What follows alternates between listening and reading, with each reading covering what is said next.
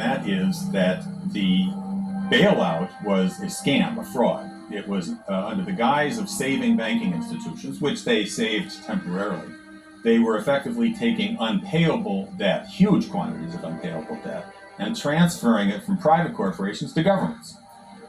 This didn't make the debt any more payable. They basically absorbed huge quantities of worthless paper, speculative derivative paper, which could not be paid off in any period of time anyway, i.e. the governments became bankrupt.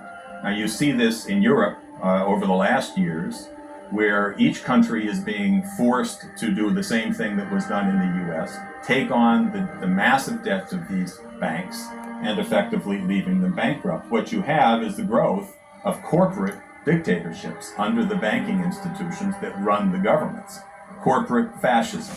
And in fact, you see the world increasingly coming under the control of corporate fascist governments under the control of the banking institutions.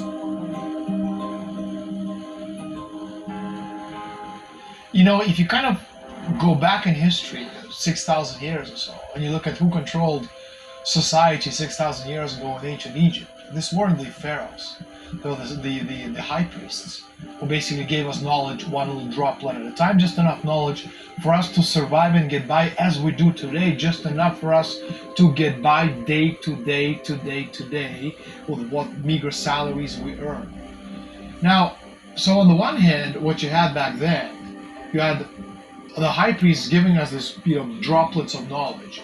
But on the other hand, in the last 6,000 years, especially now, with technological revolution, with information revolution, information technology, people have computers and have access to internet, and suddenly all this information, which for thousands of years, which was only available to secret societies and very private organizations who passed it on from generation to generation in very small, tightly knit groups behind the scenes, underground, grandfather to father, father to son, son to grandson, grandson, to great grandson, etc. Today, 99% of that information is available through Google.